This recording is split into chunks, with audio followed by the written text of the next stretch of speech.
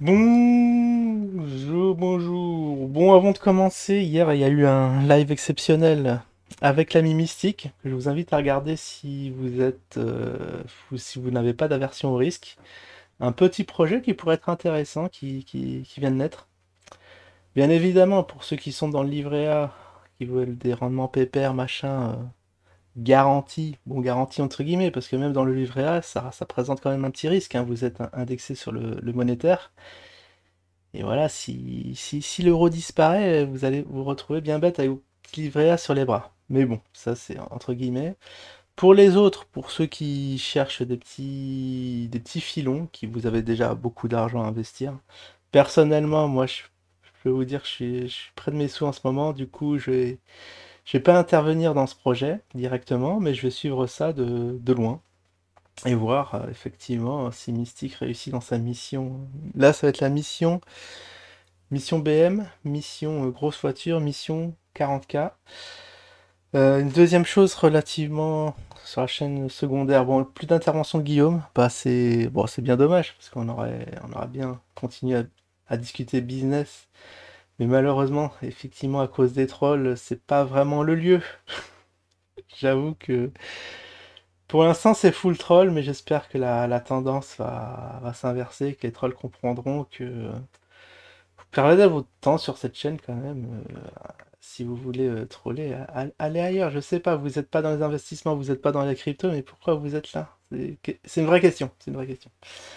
Sinon, à part ça, communauté, onglet communauté. Oui, la cagnotte pour l'oiseau. Alors, est-ce que vous voulez que l'oiseau parte à Marrakech, faire un petit reportage sur le Darzine avec du matos et tout?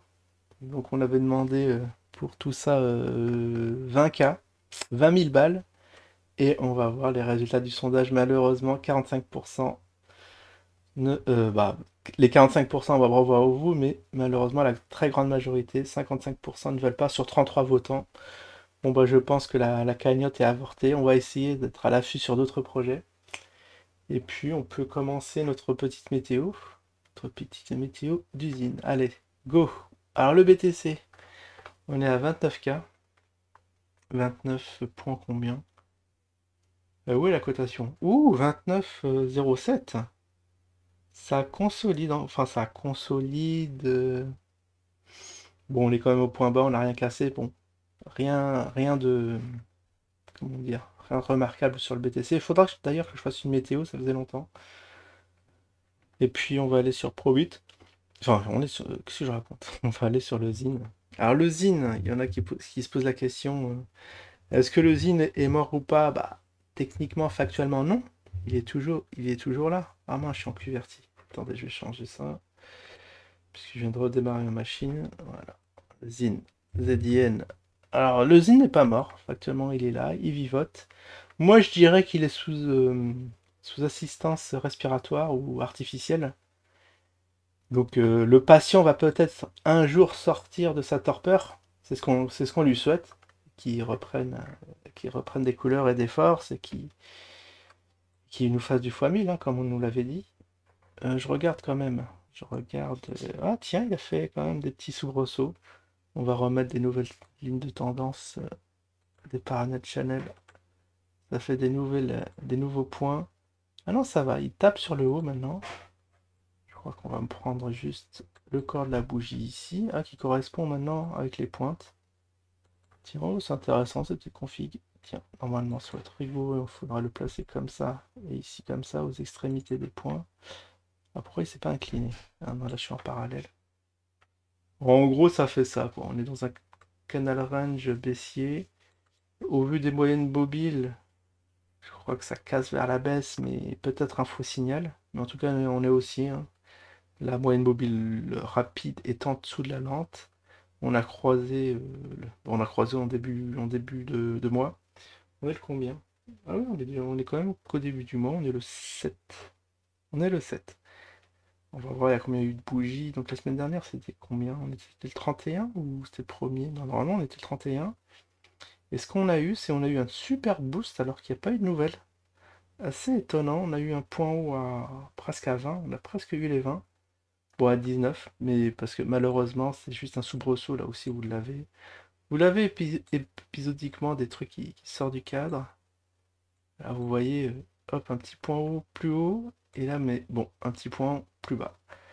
En tout cas, ça suit son range, le mois d'août. Bon, ça va encore travailler, à mon avis. Ça va être dans ce canal, ça va faire bzz, bzz, bzz, faire mine.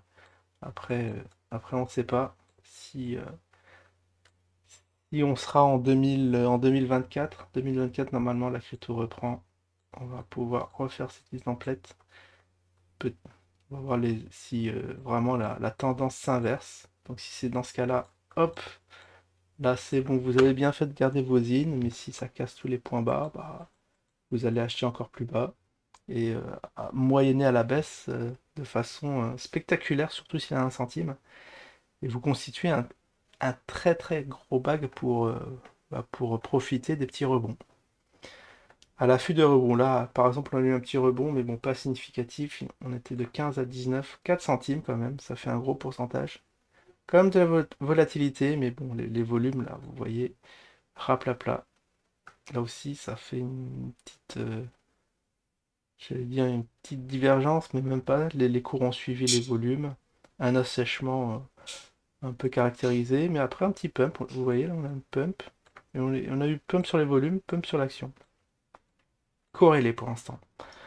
Bon bah voilà pour le Zine, toujours vivant, toujours debout. On est à 15. Alors, un tout petit point ici, parce qu'il y en a qui stressent, qui comprennent pas.